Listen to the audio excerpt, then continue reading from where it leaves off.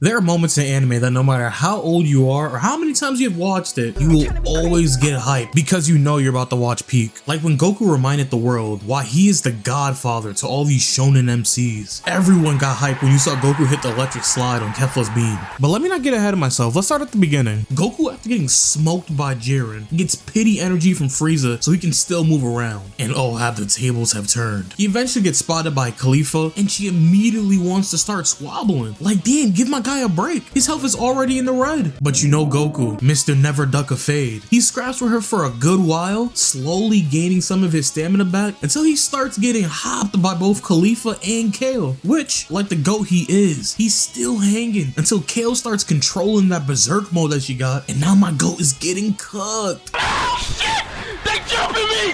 They jumping me! Eventually, he just decides, yeah, he just needs to go God mode to negate the jump factor. And bro loves acting different as soon as he realizes he's stronger than somebody. Like, when he ever do this move? Cause Jordan never did that move. All that jumping shit not working no more. Got it, man. He pushes them back to the edge of the map and shoots a mean-ass Kamehameha for game, which sends them out of the arena until they use the Patara earrings to fuse into Kefla. On entrance, they really gave Goku the Piccolo treatment. My GOAT is getting ragdolled, but he can't let that slide, so he finally decides to go blue to make the fight even, but even with it, he gets snucked and knocked out. You got knocked the fuck out, man! Goku, what are you doing? Get up! Look at Kefla, just staring at him like, I know this bozo ain't going out sad like this. But then he rises, and then you hear it, and you see the hair. Yeah, boy. Goku enters Ultra Instinct, and you already know it's wraps for Kefla. They get the charging up, and you see Goku is locked in.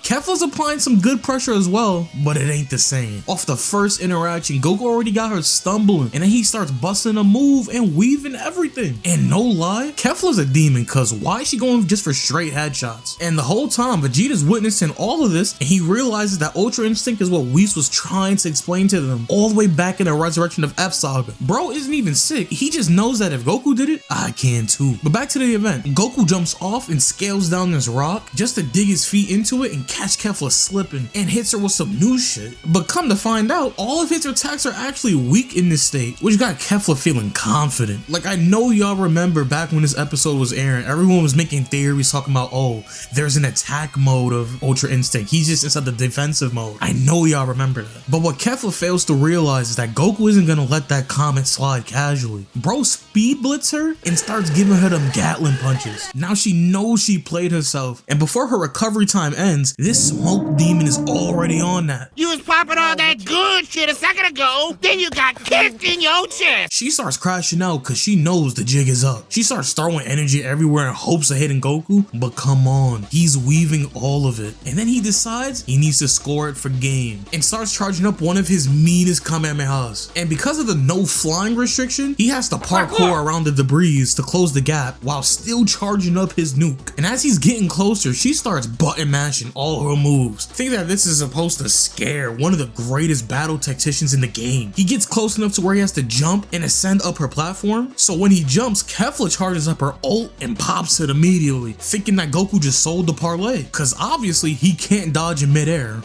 right?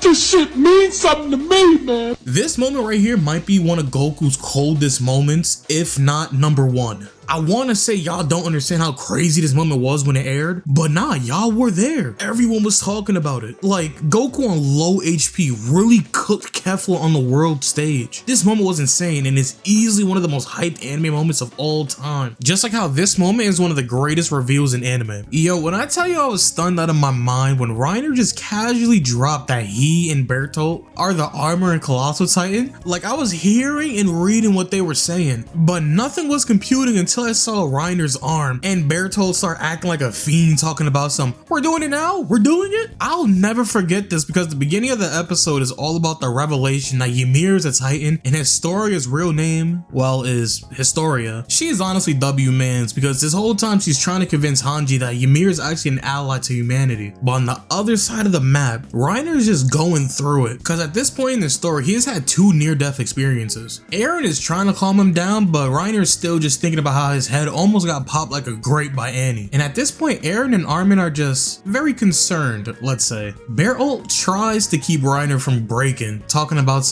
let's just go home. And Reiner's like, oh yeah, it's just a few more steps until the end. So Eren and Armin just start looking at each other like, cause they don't know what they're talking about. Then the show decides it's gonna change focus to an entirely different conversation where Mikasa has to practically tell Sasha to be quiet and calm down. Like, this whole scene is beyond tense and creating just suspense with each passing second. Like, everyone seems to be tensed up about Ymir and Historia, and Mikasa is trying to keep Sasha in check, and on the other side, Reiner's going through something and the focus just keeps changing in between them without any resolution to any of the conversations. Like, I'm dumbing it down, but this is insane to watch. They then learn that there isn't a hole inside the wall, which they've been trying to figure out this entire time, and this is when the episode takes the turn. Because as everyone starts to leave, two conversations start happening at the same time. Reiner pulls Eren to the side talking about 5 years ago we spliffed the wall. What? Bro, what are you talking about, man? Then the focus shifts again to Hanji talking about a Titan digging a hole underneath the wall. Like, bro, go back to Reiner. He's dropping info right now. We need to hear this. And as Hanji is still speaking, in the middle of her conversation, all you hear Reiner say is, I'm the Armor Titan and he's the Colossal Titan.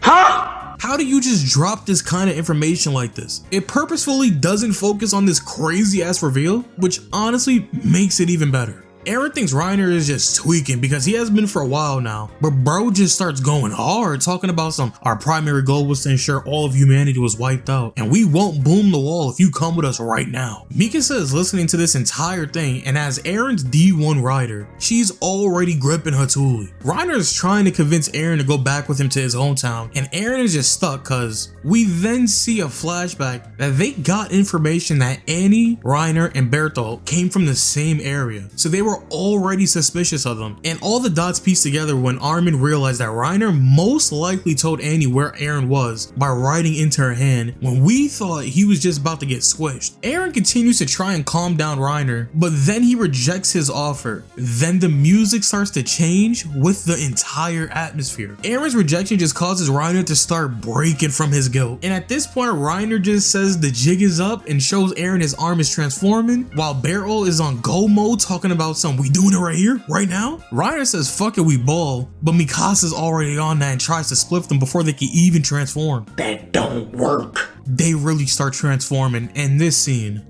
whole episode is a 10 out of 10 and is absolute cinema. After transforming, Reiner grabs Eren and Bertholdt grabs Ymir so they can skedaddle out of there. Eren is just stuck, because at the end of the day, these really were his homies. Bro's having a whole flashback montage about his time with them. My guy is so hurt, but he knows he can't let this betrayal slide. The voice acting in this moment is so peak in the dub, the VA was in his bag. Damn you!